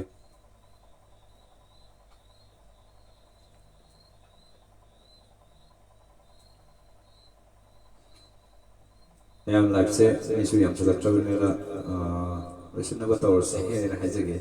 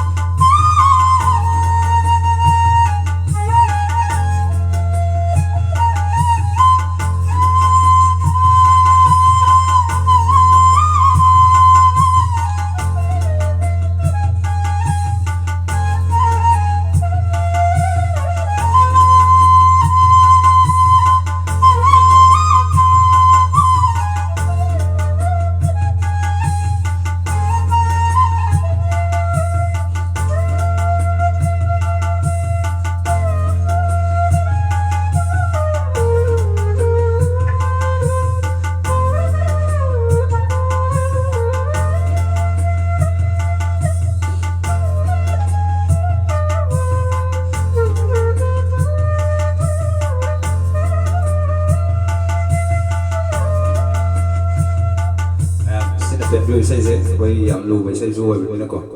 ꯏꯁꯩꯁꯦ ꯈꯣꯡꯕꯗ ꯅꯨꯡꯉꯥꯏꯇꯦ ꯇꯥꯟꯁꯤꯒ ꯏꯁꯩꯁꯤꯒ ꯆꯨꯁꯤꯟꯅꯅꯕ ꯍꯣꯠꯅꯕꯗ ꯑꯩꯉꯣꯟꯗ ꯈꯤꯇꯪ ꯋꯥꯕ ꯍꯥꯏꯇꯥꯔꯦ ꯄ꯭ꯔꯗꯤꯞꯅ ꯇꯞꯇꯥꯒꯤ volume 1ꯒꯤꯗꯣ ꯑꯝꯇ ꯈꯣꯡꯕꯤꯔꯝꯃꯣ ꯂꯣꯏꯁꯤꯟꯗ꯭ꯔꯤꯉꯩꯗ Pradeep ꯇꯞꯇꯥꯒꯤ volume 1 ꯏꯁꯩꯁꯦ ꯑꯩ ꯀꯩꯅꯣ ꯒ꯭ꯌꯥꯟ ꯇꯥꯗꯦ ꯇꯞꯇꯥꯒꯤ ꯚꯣꯂꯨꯝ 1ꯗ ꯌꯥꯎꯔꯤꯕ ꯏꯁꯩꯁꯤꯡꯁꯦ ꯑꯩꯅ ꯅꯤꯡꯁꯤꯡꯕꯗ ꯔꯣꯃꯥꯟꯇꯤꯛ ꯁꯣꯡ ꯉꯥꯛꯇꯅꯦ ꯑꯩꯅ ꯍꯥꯏꯖꯅꯤꯡꯉꯤꯁꯦ ꯉꯁꯥꯏ ꯃꯃꯥꯡꯗꯁꯨ ꯑꯩꯅ ꯍꯥꯏꯖꯕꯗꯣ ꯍꯧꯖꯤꯛꯁꯦ ꯑꯗꯨꯒ ꯃꯥꯟꯅꯅ ꯑꯃꯁꯨ ꯄꯥꯊꯣꯛꯀꯦꯀꯣ ꯄꯣꯄꯦ ꯊꯣꯛꯆꯣꯝꯅ ꯃꯣꯡꯒꯣꯜ ꯐꯤꯂꯝꯒꯤ ꯁꯗꯥꯅꯟꯗꯒꯤ ꯊꯦꯡꯅꯔꯨꯔꯦ ꯎꯅꯔꯨꯔꯦ ꯋꯥꯔꯧꯕꯤꯔꯣꯏ ꯅꯨꯡꯁꯤ ꯅꯨꯡꯉꯣꯜꯒꯤ ꯏꯁꯩꯁꯤꯃꯗꯤ ꯑꯩꯈꯣꯏ ꯇꯧꯃꯤꯟꯅꯔꯔꯣꯏꯁꯤ ꯍꯥꯏꯗꯅ ꯊꯝꯖꯒꯦ ꯃꯁꯤꯒꯤꯗꯃꯛꯇ ꯉꯥꯛꯄꯤꯌꯨ ꯑꯩꯈꯣꯏ ꯂꯩꯕꯥꯛ ꯅꯨꯡꯕ ꯏꯁꯩꯒꯨꯝꯕ ꯈꯣꯡꯃꯤꯟꯅꯁꯦ ꯂꯩꯕꯥꯛ ꯅꯨꯡꯕ ꯏꯁꯩꯒꯨꯝꯕ ꯇꯥꯃꯤꯟꯅꯁꯦ ꯍꯥꯏꯗꯅ ꯇꯧꯖꯕ ꯂꯥꯏꯞꯅꯤ ꯑꯩꯒꯤꯁꯦ ꯅꯨꯡꯉꯥꯏꯔꯦ ꯅꯨꯡꯉꯥꯏꯁꯦ ꯑꯗꯒꯤ ꯌꯥꯝꯅ ꯄꯦꯟꯊꯣꯛꯑꯁꯤ ꯑꯩꯈꯣꯏꯁꯦ ꯌꯥꯝ ꯔꯤꯌꯦꯂꯥꯏꯖꯦꯁꯟꯗ ꯂꯥꯛꯑꯦ ꯑꯩꯈꯣꯏ ꯍꯧꯖꯤꯛ ꯅꯨꯡꯉꯥꯏꯕ ꯃꯇꯝ ꯌꯧꯔꯦ ꯍꯥꯏꯗꯅ ꯇꯧꯖꯕ ꯅꯠꯆꯗꯦ ꯀꯅꯥꯒꯨꯝꯕꯅꯗꯤ ꯍꯥꯏꯕꯤꯔꯝꯕ ꯌꯥꯏ ꯅꯨꯡꯉꯥꯏꯕ ꯃꯇꯝ ꯌꯧꯔꯦ ꯍꯥꯏꯗ꯭ꯔꯒ ꯀꯔꯤꯒꯤ ꯂꯥꯏꯐ ꯇꯧꯔꯤꯅꯣ ꯍꯥꯏꯗꯅ ꯂꯥꯏꯐꯁꯤꯒꯤ ꯃꯔꯨꯑꯣꯏꯕ ꯄꯥꯟꯗꯝꯗꯤ ꯑꯩꯅ ꯊꯝꯖꯈꯤꯕꯗꯨꯅꯤ ꯑꯩꯈꯣꯏ ꯍꯧꯖꯤꯛ ꯊꯣꯛꯏꯕ ꯂꯥꯟꯁꯤꯅ ꯃꯔꯝ ꯑꯣꯏꯔꯀꯥꯟꯗ ꯑꯋꯥꯕ ꯊꯦꯡꯅꯔꯤꯕ ꯋꯥꯔ ꯖꯣꯟ ꯑꯦꯔꯤꯌꯥꯗ ꯂꯩꯕ ꯃꯤ ꯑꯣꯏꯕ ꯌꯥꯏ ꯅꯠꯇ꯭ꯔꯒꯅ ꯑꯥꯎꯠ ꯑꯣꯐ ꯋꯥꯔ ꯖꯣꯟꯗ ꯍꯥꯏꯗꯤ ꯋꯥꯗꯕ ꯀꯅꯥꯝꯇ ꯂꯩꯇꯦ ꯑꯗꯨꯕꯨ ꯋꯥꯗ꯭ꯔꯤꯕꯁꯤ ꯃꯁꯤꯅ ꯒꯚꯔꯟꯃꯦꯟꯒꯤ ꯏꯝꯄ꯭ꯂꯣꯌꯤꯁꯤꯡ ꯇꯥꯔꯒꯗꯤ ꯋꯥꯔꯧꯒꯗ꯭ꯔꯥ ꯒꯚꯔꯟꯃꯦꯟꯒꯤ ꯏꯝꯄ꯭ꯂꯣꯌꯤ ꯇꯧꯕꯁꯤꯡꯗꯤ ꯑꯋꯥꯕꯁꯤ ꯊꯦꯡꯅꯕꯗ ꯈꯤꯇꯪ ꯁꯥꯐꯔꯝꯒꯗ꯭ꯔꯥ ꯈꯟꯖꯩ ꯅꯠꯇꯕꯁꯤꯡꯗꯤ ꯑꯗꯨꯛꯀꯤ ꯃꯇꯤꯛ ꯋꯥꯅꯩ ꯍꯥꯏꯗꯅ ꯊꯝꯖꯒꯦ ꯇꯣꯝꯄꯣꯛ ꯇꯣꯝꯄꯣꯛꯅ ꯍꯥꯏꯔꯛꯏꯁꯦ ꯕ꯭ꯔꯣ ꯑꯩꯅ ꯈꯟꯖꯈꯤꯕ ꯑꯣꯖꯥ ꯁꯣꯔꯤꯒꯤ ꯏꯁꯩꯗꯣ ꯁꯛꯀꯅꯤ ꯇꯥꯛꯄꯤꯈꯤꯕꯒꯤ ꯃꯇꯨꯡ ꯏꯟꯅ ꯑꯩ ꯉꯥꯏꯖꯔꯤꯌꯦ ꯇꯣꯝꯄꯣꯛꯀꯤ ꯏꯁꯩꯁꯦ ꯑꯩ ꯁꯨꯃꯥꯏꯅ ꯑꯣꯏꯅ ꯇꯧꯖꯒꯦ ꯋꯥꯔꯧꯕꯤꯔꯣ ꯇꯣꯝꯄꯣꯛ ꯇꯣꯝꯄꯣꯛꯀꯤ ꯏꯁꯩꯁꯦ ꯀꯩꯅꯣ ꯇꯧꯖꯒꯦ ꯑꯩ ꯑꯣꯖꯥꯒꯤ ꯏꯁꯩꯅꯦ ꯃꯇꯦꯛ ꯑꯃꯈꯛ ꯍꯥꯏꯗꯤ ꯀꯩꯅꯣ ꯑꯣꯏꯅ ꯑꯩ ꯈꯣꯟꯖꯦꯜꯅ ꯑꯗꯨꯝ ꯁꯛꯆꯔꯒꯦ ꯏꯁꯩꯁꯦ ꯈꯣꯡꯕꯗ ꯌꯥꯝ ꯐꯔꯛ ꯇꯥꯕ ꯏꯁꯩ ꯑꯣꯏ ꯑꯗꯨꯅ ꯑꯥꯔꯕꯤꯟ ꯃꯣꯏꯔꯥꯡꯊꯦꯝꯅ ꯄꯔꯐꯦꯛ ꯇꯥꯔꯦ ꯕ꯭ꯔꯣ ꯀꯤꯞ ꯏꯠ ꯑꯞ ꯄꯨꯛꯅꯤꯡ ꯄꯦꯜꯂꯦꯅ ꯑꯥꯔꯕꯤꯟ ꯍꯥꯏꯔꯛꯑꯦ ꯃꯣꯏꯔꯥꯡꯊꯦꯝꯅ ꯄꯔꯐꯦꯛ ꯇꯥꯔꯦ ꯇꯥꯛꯄꯤꯔꯛꯄ ꯄꯔꯐꯦꯛ ꯑꯣꯏꯕꯗꯤ ꯀꯅꯥꯝꯇ ꯂꯩꯕ ꯅꯠꯇꯦ ꯑꯗꯨꯕꯨ ꯏꯅꯥꯎꯒꯤ ꯄꯨꯛꯅꯤꯡꯗ ꯄꯔꯐꯦꯛ ꯏꯅꯥꯎ ꯍꯥꯏꯒꯗ꯭ꯔꯥ ꯏꯌꯥꯝꯕ ꯍꯥꯏꯒꯗ꯭ꯔꯥ ꯃꯔꯨꯞ ꯍꯥꯏꯒꯗ꯭ꯔꯥ ꯑꯗꯨ ꯄꯔꯐꯦꯛ ꯑꯣꯏꯔꯦ ꯍꯥꯏꯗꯅ ꯏꯅꯥꯎꯒꯤ ꯄꯨꯛꯅꯤꯡꯗ ꯈꯟꯕꯤꯔꯤꯕꯗꯣ ꯑꯗꯨꯅ ꯑꯩ ꯑꯄꯦꯟꯕ ꯑꯣꯏꯖꯩ ꯈꯣꯡꯆꯠ ꯀꯥꯏꯔꯦ ꯃꯥꯂꯦꯝꯁꯦ ꯇꯥꯌꯣꯟꯅꯔꯦ ꯇꯥꯏꯕꯪꯄꯥꯟ ꯈꯣꯡꯆꯠ ꯀꯥꯏꯔꯦ ꯃꯥꯂꯦꯝꯁꯦ ꯇꯥꯌꯣꯟꯅꯔꯦ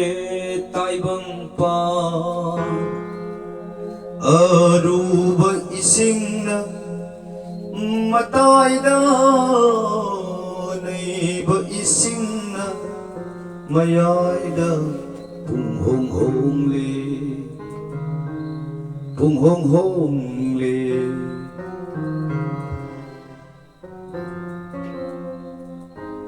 ꯄꯨꯡꯍꯣꯡ ꯍꯣꯡꯂꯦ ꯇꯥꯏꯕꯪ ꯃꯥꯂꯦꯝꯁꯦ ꯄꯨꯡꯍꯣꯡ ꯍꯣꯡꯂꯦ ꯄꯨꯡꯍꯣꯡ ꯍꯣꯡꯂꯦ ꯄꯨꯡꯍꯣꯡ ꯍꯣꯡꯂꯦ ꯇꯥꯏꯕꯪ ꯃꯥꯂꯦꯝꯁꯦ ꯁꯤꯅ ꯄꯦꯟꯕꯤꯌꯨ ꯍꯥꯏꯗꯅ ꯊꯝꯖꯒꯦ ꯕꯨꯡꯉꯣ ꯅꯤꯡꯊꯧꯖꯝꯅ ꯏꯃꯥꯒꯤꯁꯨ ꯏꯃꯥ ꯇꯧꯕꯗꯣ ꯏꯌꯥꯝꯕ ꯁꯪꯒꯤꯇꯥꯒꯤ ꯏꯃꯥꯒꯤꯁꯨ ꯏꯃꯥꯁꯦ ꯑꯗꯨꯃ ꯑꯩ ꯍꯌꯦꯡ ꯁꯣꯏꯗꯅ ꯈꯣꯡꯖꯔꯒꯦ ꯋꯥꯔꯧꯕꯤꯅꯣ ꯍꯌꯦꯡ ꯑꯁꯤ ꯃꯤ ꯈꯤꯇꯪ ꯌꯥꯝꯕ ꯅꯨꯃꯤꯠ ꯑꯃꯗ ꯑꯩ ꯍꯌꯦꯡ ꯏꯁꯩꯗꯣ ꯇꯥꯖꯔꯝꯃꯒꯦ ꯑꯗꯨꯒ ꯈꯣꯡꯖꯔꯒꯦ ꯑꯗꯨꯒ ꯂꯥꯏꯐꯁꯤꯁꯨ ꯃꯤꯁꯨ ꯌꯥꯝꯁꯤꯜꯂꯛꯇ꯭ꯔꯦ ꯄꯨꯡꯁꯨ ꯊꯦꯡꯖꯤꯜꯂꯛꯑꯃꯅꯤ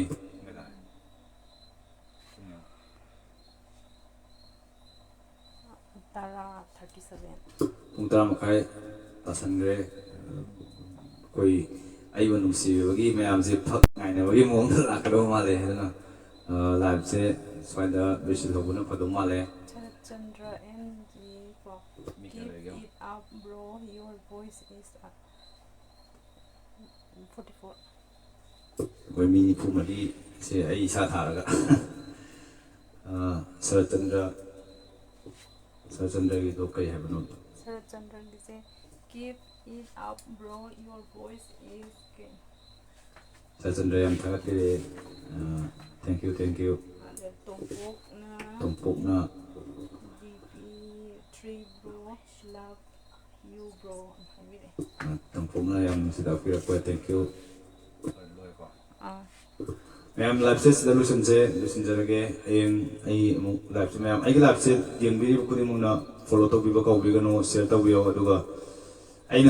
तौजरीब लाइफ से हयें मेमोरी होगी यूट्यूब चैनल कंग सॉरी चिंगू लेचन है यूट्यूब चैनल लेने सोई थागचरके मैम नुंसीबीदुना सब्सक्राइब तौबियो मैमगी थौजालदगी फंगजरीब लंबीसी मांगदना चटप ngambो ओइजगे हैबो वफमजी थमजरगा मैम पुनमक्तगी कायननबो याथंग निजगे असिगिदमक्तदी मैम पुनमक याफमिनरसी नुंगाइना हराउना नोकना कायनमिनरसी ngasi फावदी कोजी हिंगी मतुंग तारकपदा सोयंगाम याउदना पुन्ना हिंगिनकिसी दुगा